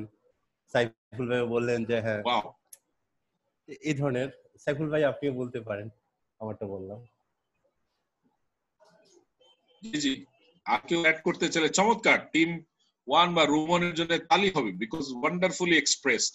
যে এত অল্প সময়ের ভিতরে যারা পার্টিসিপেট করেছেন, আপনারা দেখবেন রিঅ্যাকশনের একটা বাটন আছে, ওইখান থেকে তালি তারপরে আপনার এই সাইন গুলো দেওয়া সম্ভব। যদি চান আমি দিচ্ছি, আপনারা দেখতে পাচ্ছেন কিনা আমার। হ্যাঁ, ইয়েস ইয়েস ইয়েস, এই মাত্র শারমিন কবির দিয়েছেন, ওয়াসিরা খানম দিয়েছেন। Before you become emotionally intelligent, appreciation is the most powerful tool to make your emotion more and more energetic. এই appreciation কিন্তু একটা বড় গ্যাপ। তো I would like to appreciate যারা appreciation করছেন, যে তালি দিচ্ছেন। তালি দেওয়ার সুবিধাটা হচ্ছে আপনিও এনার্জেটিক হচ্ছেন, অন্য কেউ এনার্জি দিচ্ছেন। Wonderful, excellent. তো রুম নাম্বার 1 এর জন্য তালি হয়ে গেল। আমরা রুম নাম্বার 2 তে যাব। রুম নাম্বার 2 তে কারা কারা ছিলেন? অর্পণা ইসলাম, সাকিব বিন আব্দুল হান্নান, প্রান্তিক রয় মল্লিক, শাকিরা আফরোজ, শারমিন কবির, যে কেউ বলতে পারেন। জি আচ্ছা, ওয়ারাসাপা, তাহলে আমি শেয়ার করি, আপনি একটু শারমিন বলো। তো প্রথম হচ্ছে আমাদের গ্রুপে 9 জন ছিল, আমরা হয়তো 2 জন শেয়ার করতে পেরেছি, আমি আর ওয়ারাসাপা। তো আমাদের দুজনের শেয়ারিং থেকে যেটা আসছে যে আমরা কন্ট্রোল থাকি, মানে over the years we have practice this, যে সাথে সাথে ইনস্ট্যান্টলি রিঅ্যাকশন না করা, আমরা কিছু মিনিট বা কিছুক্ষণ অপেক্ষা করি এবং ওটাকে রেশনালি চিন্তা করার চেষ্টা করি, এবং যখনই আমরা নিজেরা কনফিউজ হই উইথ আওয়ার অ্যানসার্স, তখনই আমরা অনলি রিঅ্যাকশনস করি। ওয়াটসঅ্যাপ আপনি কিছু চাইলে অ্যাড করতে পারেন। না শারমিন, আমি ঠিক তোমার মতো করেই বলেছিলাম একই কথা। আমাদের বিরুদ্ধ মত হতেই পারে, তখন আমরা চট করে রিঅ্যাকশন না করে কিছুক্ষণ অপেক্ষা করি, কারণ বিরুদ্ধ মতটা আমার পক্ষে যাচ্ছে কি যাচ্ছে না চট করে কিন্তু আমি বুঝবো না। সুতরাং আমার মনে হয়েছে যে আমি যদি একটু অপেক্ষা করি তাহলে রেশনাল দিকটা বের হয়ে আসবে, কারণ যে অমত করছে তারটাও রাইট হতে পারে। সুতরাং আমি একটু থামি, তারপরে রিঅ্যাকশন করি। এক্সেলেন্ট। আর কেউ অ্যাড করতে চান? আপনারা তো শুধু সেলফ অ্যাওয়ারনেস না, আপনারা সেলফ ম্যানেজমেন্টও পাস করে ফেলছেন। এক্সেলেন্ট, তাহলে হবে ওনাদের জন্য।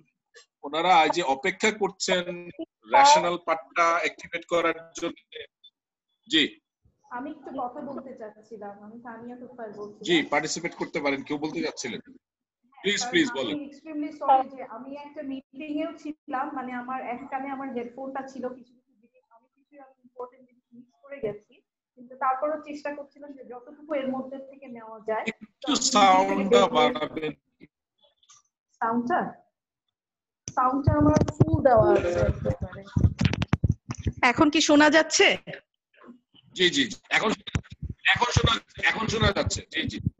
আচ্ছা, আমি আমার এক্সপেরিয়েন্স আমি বলতে পারি যে আমার যখন, মানে এটা অফিসে হোক আর পার্সোনালি হোক, মানে কোনো কিছুতে যখন আমার খুব রাগ উঠে যায়, মানে আমি তখন অ্যাকচুয়ালি চুপ হয়ে থাকি। চুপ হয়ে থেকে নিজে হয়তো কোথাও বসে যাই এবং জাস্ট চিন্তা করতে থাকি যে তার পিছনের কি কারণ হতে পারে, সে যেই কথাগুলো আমাকে এসে বলছে তার পিছনের কি লজিক গুলা থাকতে পারে, আর আমার রাগ হওয়াটা আমি কতটুকু লজিক্যালি রাগ হলাম, এটা লজিক আছে কিনা সেই জিনিসটা ফাইন্ড আউট করার চেষ্টা করি।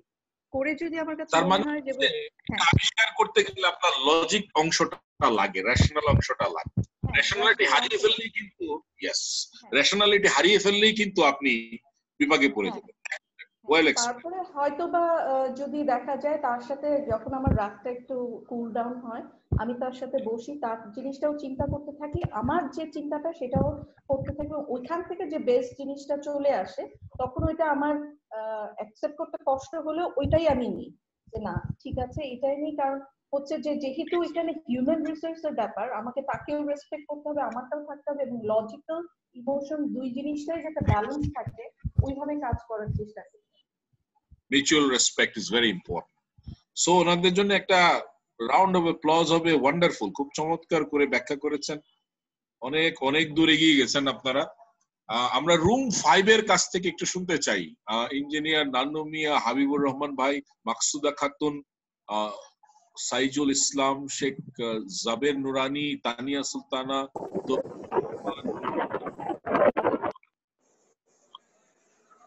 যে কোনো একজন দুইজন কথা বলতে পারেন সংক্ষেপে। আমরা আসলে কথা বলতে পারিনি, তো আমি আমার ব্যক্তিগত ব্যাপার যেটা সেটা হচ্ছে আমি রাগ খুব একটা হই না। তবে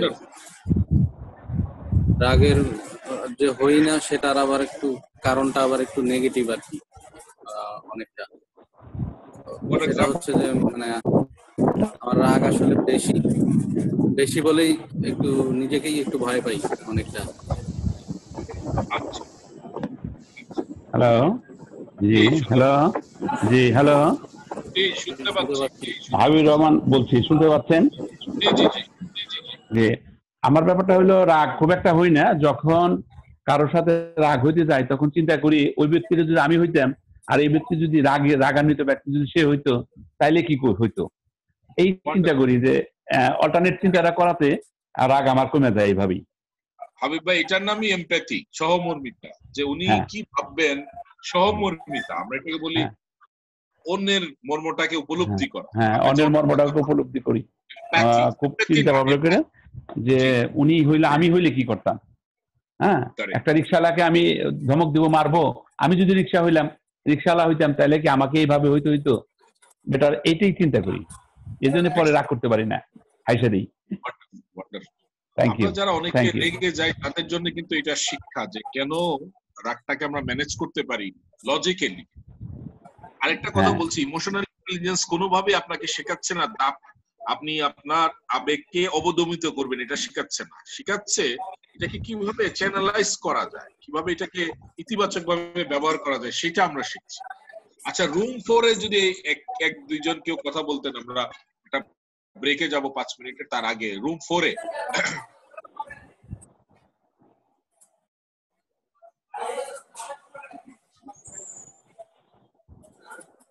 এ কেউ আছেন কিনা? রুম 4 এ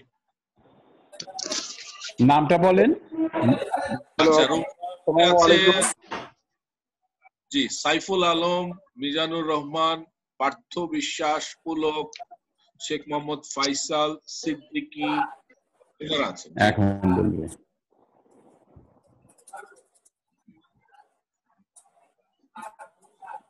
হ্যালো, আসসালামু আলাইকুম। ওয়ালাইকুম আসসালাম। আচ্ছা, আমিও মনে হয় গ্রুপ 4 এ ছিলাম।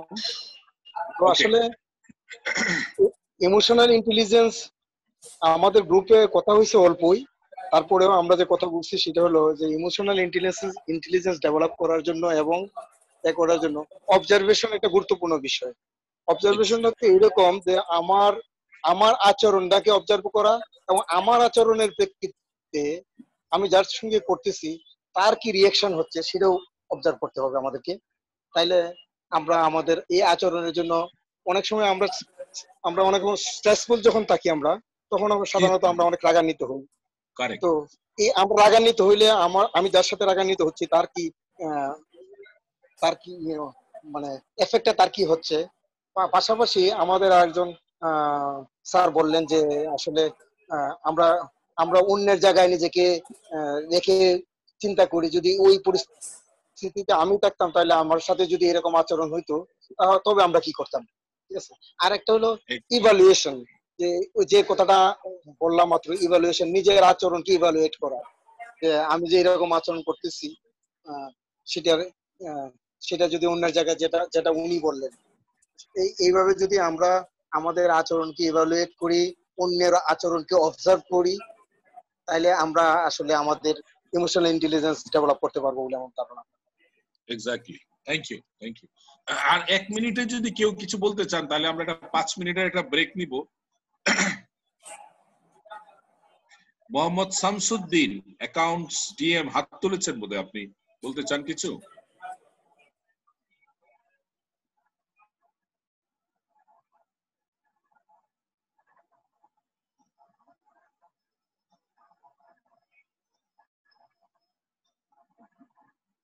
ওকে, আমরা কি ছোট্ট একটা 2-3 মিনিটের ব্রেক নিয়ে তারপরে কন্টিনিউ করব, না আপনারা কন্টিনিউ করতে চান? বিকজ তারপরে আর ধরেন 40 মিনিটস এর মতো আমার সেশন আছে। So shall we take a break for all of you? Sir, আপনার যদি কোনো প্রবলেম না থাকে উই ক্যান কন্টিনিউ। 40 মিনিটস যদি হয় তাহলে তো 4টা বেজেই যাবে, তাহলে আমরা একদম হয়ে যেতে পারবো, ফ্রি হয়ে যেতে পারবো আর কি। আচ্ছা আচ্ছা, না আমরা মানে বলছিলাম যে আমাদের 1.5 ঘন্টার আগে, আমাদের তো 3 ঘন্টার সেশন, হ্যাঁ হ্যাঁ, আমরা মাঝখানে একটা ব্রেক নিয়ে তারপরে আমরা হয়তো এই অংশটার 40 মিনিটস আমরা কন্টিনিউ করতাম। তো আচ্ছা ঠিক আছে স্যার, আপনার যদি মনে হয় স্যার আপনি অবশ্যই নিতে পারেন তাহলে। মানে আমার দিক থেকে আমি বললাম আর কি। আমি তাহলে আরেকটু কন্টিনিউ করি এন্ড দেন আমরা একটা তাহলে করি। জি জি, থ্যাংক ইউ। ওকে, তো আমরা সেলফ অ্যাওয়ারনেস এ ছিলাম। সেলফ অ্যাওয়ারনেস এ দেখতে পাচ্ছেন আপনারা স্ক্রিনটা? জি, দেখা যাচ্ছে। স্যার, ওখানে যাওয়ার আগে কি আমি একটা প্রশ্ন করতে পারি, এই মানে নেক্সট স্টেজে যাওয়ার আগে? জি জি, বলেন। আচ্ছা, আমার প্রশ্নটা ছিল যে আমরা যখন ওই ইআই মেজার করব, তখন তো আপনি বললেন কিছু টুলস এর কথা বললেন বা কিছু সোর্সও দিলেন কিভাবে করা যায়। তো এটার জন্য কি স্পেশালি সাইকোলজিস্ট হওয়া দরকার বা ওই ধরনের কোনো কি কোয়ালিফিকেশন থাকা দরকার যে ইআইটা মেজার করার জন্য? না, সাইকোলজিস্ট একটা এক্সাম্পল যদি স্যার আমি দিই, আপনি যখন বলছিলেন তখন আমি ওই যে আমি আইএসএসবিতে আমি পার্টিসিপেট করেছিলাম, তো তখন আমার ওই জিনিসগুলো মনে হচ্ছিল, মানে ওরা প্রত্যেকটা স্টেপে মানে ওই ইআইটা ওরা আমার মনে হচ্ছিল যে ওরা ইআইটা খুব কনসিয়াসলি দেখছিল যে কতটুকু আমাদের ডিসিশন মেকিং পাওয়ার থেকে শুরু করে রাগ, ইমোশন বা সবকিছু ওরা দেখার চেষ্টা করছিল, এবং ম্যাক্সিমাম ওরা যারা ছিলেন ওরা হচ্ছে নিজেদের ফিল্ডে সাইকোলজিস্ট বা ওইভাবে স্পেশালি ট্রেন্ড আপ। তো আমরা যখন আমাদের অর্গানাইজেশনাল প্রফেশনাল লাইফে জিনিসটা মেজার করবো, তখন আসলে আমরা কিভাবে ভাববো? আর আরেকটা জিনিস হচ্ছে, আমরা তো ব্যক্তি হিসেবে আমরা সবাই মোটামুটি জাজমেন্টাল, একটু বা কম বেশি সবাই। তো ওই জিনিসটা আসলে কিভাবে ওভারকাম করে আমরা ইআইটা মেজার করতে পারবো?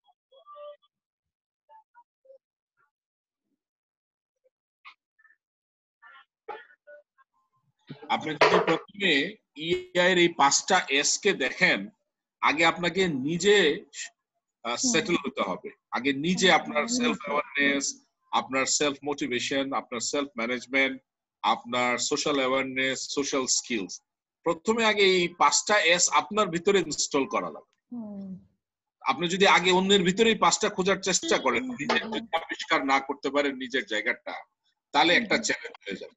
এটার জন্য আপনাকে সার্টিফাইড সাইকোলজিস্ট হওয়া লাগবে না, কিন্তু এই 5টা কম্পোনেন্টকে আপনাকে ওন করতে হবে। আপনাকে বুঝতে হবে এটা নিটিগ্রিটিটা কি, কিভাবে সেলফ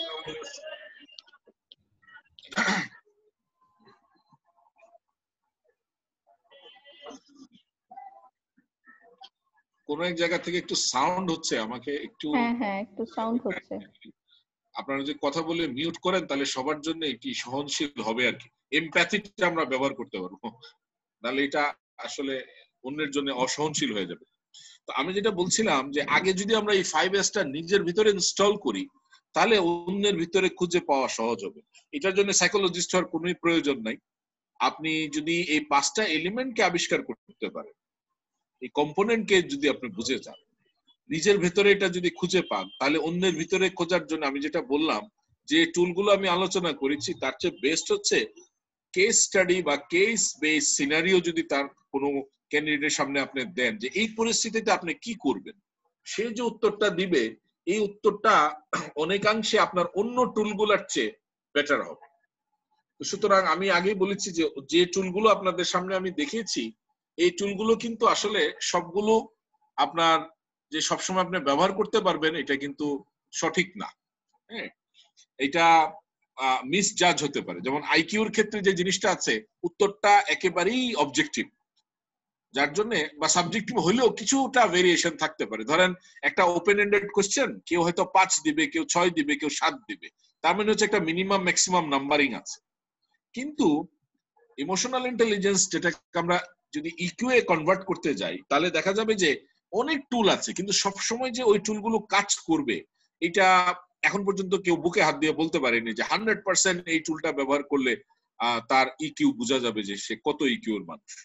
সুতরাং এটা আগে নিজের ভিতরে তৈরি করার একটা কাজ মিশন আছে, এবং তারপর এটা যখন আপনি নিজের ভিতরে ইনস্টল করতে পারবেন তখন অন্যের ভিতরে আপনি অটোমেটিক্যালি আপনার ভিতরে যে আলোকিত শক্তি সেটা দিয়ে কিন্তু আপনি খুঁজে পাবেন যে এই জায়গাগুলোতে তার ইমোশনাল ইন্টেলিজেন্স ইমপ্রুভ করা দরকার, ডেভেলপ করা দরকার, এই জায়গায় গ্যাপ আছে।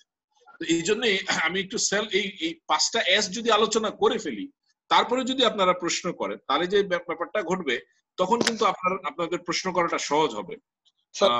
আমি কি একটা কথা বলতে পারি স্যার? জি জি বলেন স্যার। ইমোশনাল ইন্টেলিজেন্স টেস্টেরও মানে পদ্ধতি আছে। যেমন একটা পদ্ধতি হইতে পারে এরকম যে সেলফ টেস্ট। সেলফ টেস্টে হলো এরকম যে আমি কিন্তু আমাকে জানি, ঠিক আছে, যে আমি আমি আপনাকে একটু থামাচ্ছি। সেলফ টেস্ট কোনোদিনই হতে পারে না জাজমেন্টাল, তো কারণ আপনি তো আপনার নিজের সম্পর্কে সবসময় বেশি নাম্বারটা দিবেন, 10-এ 10 বেশি নাম্বার দিব। তার জন্য কিন্তু আদার টেস্টও আছে। আদার পিপল কি থিঙ্ক করে আমার সম্বন্ধে, ওকে, একই বিষয়ে আমি মার্কিং করলাম আমাকে, যে আমি 10-এ 10 দিয়ে দিলাম, তো অন্যজনকে সেম প্রশ্নটা করব আমি যে এই ক্ষেত্রে আমার আচরণ কতটা নাম্বার পাইতে পারে 10-এর মধ্যে। আপনি যেটা বলছেন এটা সেলফ অ্যাওয়ারনেস এর ক্ষেত্রে একটা কম্পোনেন্ট নিয়ে আপনি কথা বলছেন।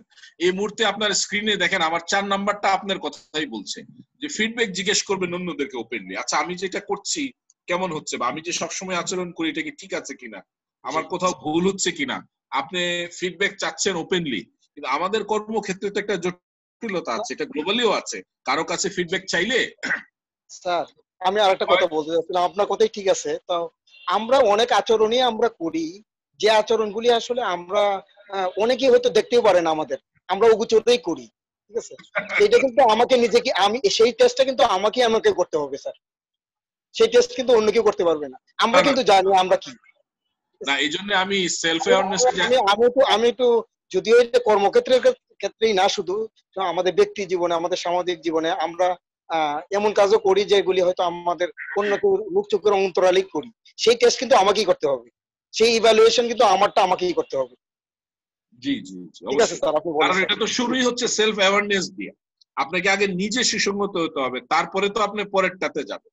আগে নিজেকে অ্যাওয়্যার করার জন্য যে 4টা-5টা টুল আপনাদের সামনে আমি দেখাচ্ছি, যে আপনার ফিলিংসটাকে আইডেন্টিফাই করেন, এটার রুট কজ খুঁজেন, তারপরে আপনার এই ফিলিংস এর শর্ট অ্যানালাইসিস করেন, এটার স্ট্রেংথ কি, উইকনেস কি, অপরচুনিটি কি, থ্রেট কি, এবং নিজে যদি না আবিষ্কার করতে পারেন তাহলে অন্যকে জিজ্ঞেস করেন যে ভাই আমার কি সমস্যা, বা আমি কি কি জিনিস আমার দরকার এখানে বোঝার প্রয়োজন আছে।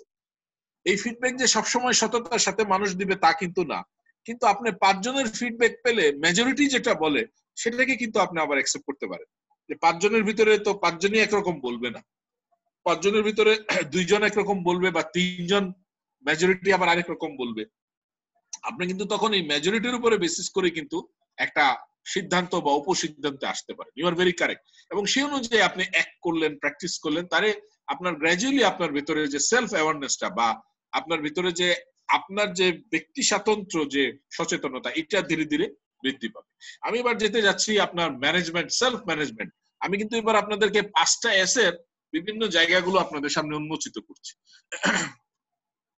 সেলফ ম্যানেজমেন্টের ক্ষেত্রে প্রথম যে টুলটা সেটা হচ্ছে অ্যাটিটিউড অফ গ্র্যাটিটিউড, অর্থাৎ আপনার কৃতজ্ঞতার দৃষ্টিভঙ্গি। এটা হচ্ছে আপনার নিজেকে রেকগনাইজ করা, নিজেকে স্বীকৃতি দেওয়া। আপনি কে, আপনি যেমনই হন আপনি তেমনই, আপনি সে। এখানে এটা আর কোনো এটাকে ঘষা মেজে জোর করে মেকআপ করার দরকার নাই। আপনি এই যে আপনি এটাকে মেনে নেওয়াটাই হচ্ছে অ্যাটিটিউড অফ গ্র্যাটিটিউড। অর্থাৎ আমি যেখানে আছি, যে অবস্থায় আছি, আমি যেভাবে আছি, যেভাবে চলছি, আমি এটাতেই আলহামদুলিল্লাহ, I am happy, thank God where I am. যখন আপনি এটা বলতে পারবেন তখন কিন্তু আপনি ইতিবাচক দিকগুলো দেখতে পাবেন। দেখবেন যে আমরা সাধারণত বিয়ের অনুষ্ঠানে গেলে যত রকমের দোষগুলো আছে এগুলো বের করার চেষ্টা করি। অনেক শিক্ষিত মানুষই দেখবেন যে প্রথমে লিস্ট করে মেয়ের বাপ এটা করে নাই, ছেলের বাপ এটা করে নাই। এটা কিন্তু খুব কমন সিনারিও। অথচ উল্টাটা হওয়া দরকার। এরকম শিক্ষিত মানুষ দেখেন, এই জন্য বলছে যে আইকিউ বেশি থাকলে যে ইকিউ থাকবে তা কিন্তু না, ইকিউ নাও থাকতে পারে, ইকিউ ফলো করতে পারে। এই যে সমালোচনাটা নেতিবাচক ভাবে করাটাই হচ্ছে আপনার লো ইকিউ এর সমস্যা, অর্থাৎ আপনার ইকিউটা আপনার কম। এবং আমরা সাধারণত অতীতকে টেনে রাখি। দেখবেন যে আমরা সাধারণত ঘুরে ফিরে বলি যে এটা এরকম করলে এরকম হতো। এগুলো আপনি যতবারই বলবেন আপনি ততবারই দেখবেন যে প্রেজেন্ট মোমেন্টে আপনি কাজ করতে পারছেন না। অতীতের ব্যর্থতা, অতীতের জরাজীর্ণ যে কার্যক্রম, এটা আপনাকে বারবার পেছন দিয়ে টানবে। আরো দুটো জিনিস আমরা এখানে অ্যাড করেছি, একটা হচ্ছে মেডিটেশন, একটা হচ্ছে পজিটিভ সেলফ টক। কিন্তু মেডিটেশন কি? এখন অনেকে বলে যে মেডিটেশন কি একদম ধ্যান করে বসবো এরকম কিছু। আসলে মেডিটেশনটা হচ্ছে মাইন্ডফুলনেস। যারা নামাজ পড়েন তারা জানেন যে 4 ওয়াক্ত নামাজে 3 ওয়াক্ত নামাজ পড়ার পরে আপনি ভুলে যান যে আসলে কত কয় রাকাত নামাজ পড়েছেন। এরকম কয়জনের হয়? আমার ধারণা অনেকেরই হয় যে 3 রাকাত নামাজ পড়ার পরে মনে হচ্ছে যে আসলে কি 4 রাকাত পড়লাম না 2 রাকাত পড়লাম। এরকম কিন্তু আপনার একটা বিভ্রান্তি তৈরি হয়। কারণ হচ্ছে আপনার ভিতরে যে মাইন্ডফুলনেসটা, অর্থাৎ প্রেজেন্স অফ মাইন্ড, এটা ছিল না বলেই কিন্তু এটা ঘটছে। তো সেলফ ম্যানেজমেন্টে এই প্রেজেন্স অফ মাইন্ডটা খুব গুরুত্বপূর্ণ। এটা কিভাবে আসবে? আমরা বলছি পজিটিভ সেলফ টক, অর্থাৎ নিজের সাথে নিজে ইতিবাচক কথার মাধ্যমে আপনি তৈরি করতে পারবেন। আমাদের মনের যে 3টা স্তর আছে, আনকনশিয়াস মাইন্ড, সাবকনশিয়াস মাইন্ড এবং কনশিয়াস মাইন্ড, এই 3টা মাইন্ডের ভিতরে আমরা।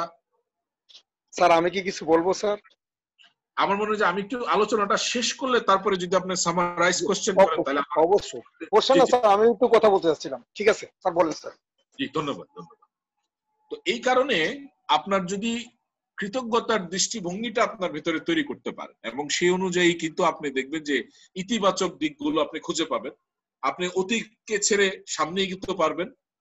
মেডিটেশন করতে পারেন। মেডিটেশনটা খুব সোজা।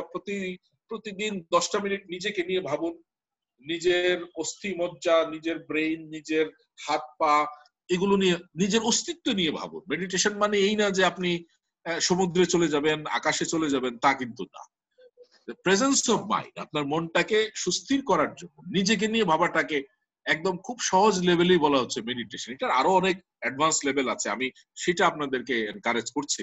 আমি বলছি যে না, প্রতিদিন 10টা মিনিট নিজের সঙ্গে কাটান, নিজের সঙ্গে ভাবুন, নিজেকে নিয়ে ভাবুন যে আজকে আমি সারাদিন কি কি করেছি, কোথায় আমার ভুল হয়েছে, কোথায় ভ্রান্তি হয়েছে, আমি পরবর্তীতে কিভাবে এটাকে উন্নয়ন করব। এবং নিজের সঙ্গে নিজে যখন কথা বলবেন, সেলফ টক, এটা যেন আপনি ইতিবাচকতার সাথে বলবেন। জি মাহবুব ভাই, আমার আলোচনা শেষ। আপনি এখানে এটার উপরে 1 মিনিটের একটা প্রশ্ন করতে পারেন। স্যার আমি বলতে চাচ্ছিলাম যে আমাদের সমাজে বা আমরা যে ট্রেনিং করি, ইভেন আমাদের ক্লাস, আমাদের সব জায়গায় আমরা একটা কথা শুনতে পাই, ইভেন আমাদের ফ্যামিলিতে, যে মাইন্ডফুলনেস আপনি যেটা বলেন স্যার, এর উপরে অনেক বড় বড় লাইটারে লেখা আছে। তো আমি দেখলাম যে স্যার আমরা সবসময় একটা কথা বলি আমাদের বাচ্চাদেরকে, ইভেন বড়দেরকে, যে তোমার কিন্তু মনোযোগ সহকারে কাজটা করতে হবে। কিন্তু আমরা কি কখনো মনোযোগ অর্জনের জন্য যা করতে হবে সেগুলি কি আমরা কখনো আমরা শুনছি বা আমরা বলি? যে আমরা বলি যে নামাজে এরকম 3 রাকাতের 4 রাকাতের জায়গায় 3 রাকাত পড়লে আমাদের হয়ে যায়। তো এই কথাগুলি কিন্তু আমরা বলি এবং আমাদেরই হয় এরকম 3 রাকাত পড়ার সময় 4 রাকাতের কথা মনে হয়। তো এই মনোযোগ অর্জনের জন্য আমরা সাধারণত দেখা যায় যে স্যার আমরা পড়তে বসছি, সাথে সাথে অন্য কাজের কথা স্মরণ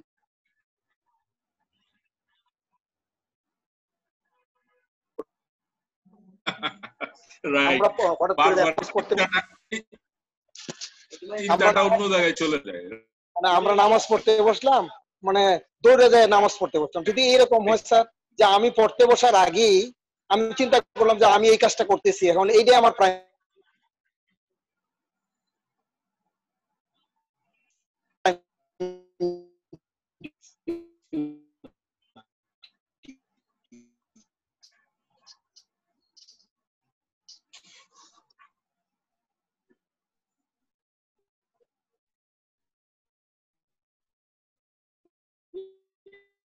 আমি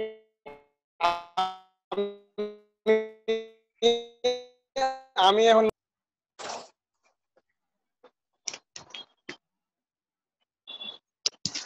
হ্যালো জি জি মাহবুব ভাই শুনতে স্যার, আমরা যেটা বলতেছিলাম যে আমরা যদি এরকম হয় যে আমি পড়তে পড়তেছি বা আমি একটা কাজ করতে বসলাম, যে আমার প্রাইম ডিউটিটা কি, এটা আমার জানা রইলো যে আমার এই কাজটা আমার এখন আমার প্রধান কাজ, তাইলে কিন্তু এরকম হবে না যে আমি এই কাজের মধ্যে অন্য কিছু আমার মাথায় চলে আসবে না। বা আমি নামাজ পড়তে গেলাম, আমি 5 মিনিট আগেই চলে গেলাম নামাজ পড়তে, আমি নামাজ পড়তে বসলাম যে আমার ডিউটি এখন এইটাই আমার প্রধান কাজ, তাইলে কিন্তু আনমাইন্ডফুল হওয়ার সম্ভাবনাটা নেহায়েতই কমে যায়। আরো অন্যান্য টুলস এন্ড টেকনিক্স আছে, সেগুলি অনেক আলোচনার বিষয়। তো এইটা একটা গুরুত্বপূর্ণ, মাইন্ডফুল হওয়ার জন্য এটা একটা গুরুত্বপূর্ণ বিষয় হতে পারে যে আমার প্রাইম ডিউটি কি, আমার প্রাইম কাজটা কি, সেটাকে স্মরণ রাখা এবং সেইভাবে প্রস্তুতি নিয়ে কাজটা শুরু করা।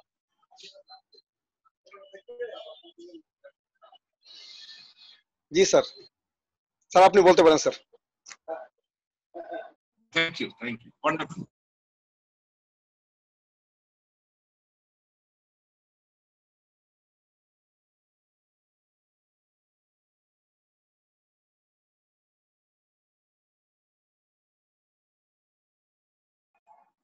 জি thank you. Presence of mind is very important, you are correct. So আমরা তাহলে একটু সামনে এগোই। শুনতে পাচ্ছেন সবাই আমাকে? সবাই কি আমাকে শুনতে পাচ্ছেন? জি স্যার শুনতে পাচ্ছি। তো আমরা দুটো এস, একটা এস হচ্ছে সেলফ অ্যাওয়ারনেস আর এটা হচ্ছে সেলফ ম্যানেজমেন্ট। আমি পাঁচটা টুল দিয়েছি। আমি এখন একটা ব্রেক নিতে চাই and then we go for the next part of the, যেহেতু 1.5 ঘন্টা হয়ে গেছে, আমরা পরের 1 ঘন্টা 20 মিনিট বা 25 মিনিট আমরা বাকি অংশটা আলোচনা করব। Can you take a break for 5 minutes? Sure sir. 10 minutes নেন স্যার। Okay, 10 minutes. Done.